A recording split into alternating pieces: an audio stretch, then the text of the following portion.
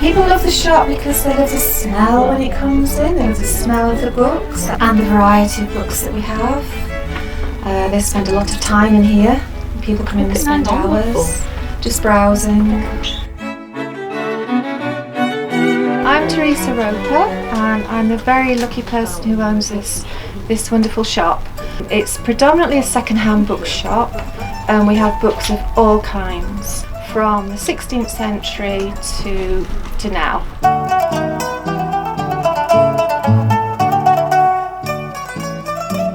We're going down into the cellar to look at the history room, and we start right from the really old stuff, the pre-Romans, and it works its way around.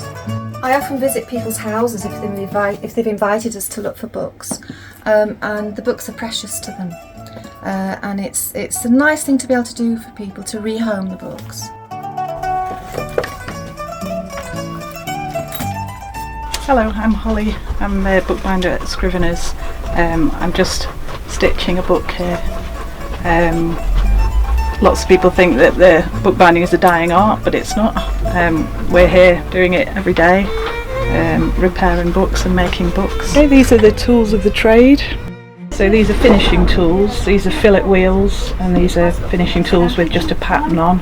So you heat them up, and then you can either use gold or you can just use them, so you just stamp the impression onto the book like this.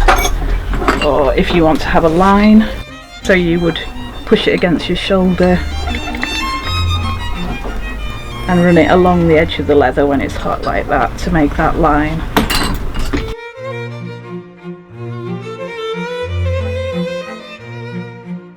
And this is our children's section. As you can see, we've got chairs, we've got soft toys and loads of books where children can read with their mums and dads and grandmas and granddads and childminders. One of my favourite books are the horrible histories. They're really funny.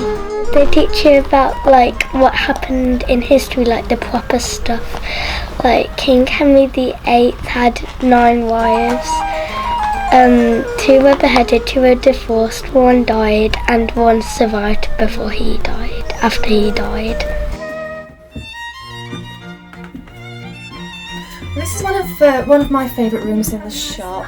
This is where the poetry and the drama and the music is.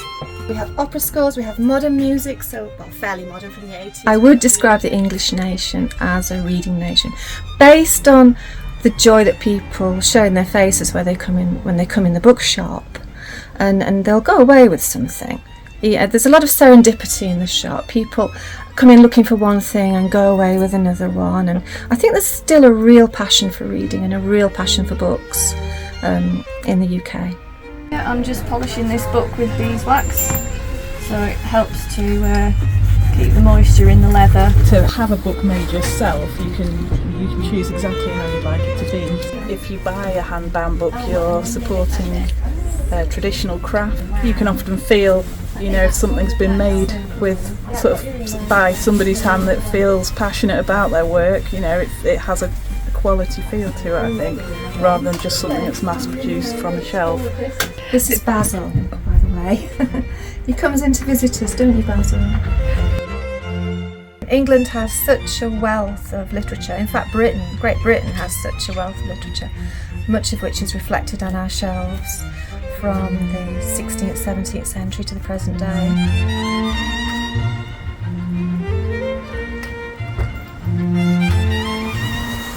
Happy reading!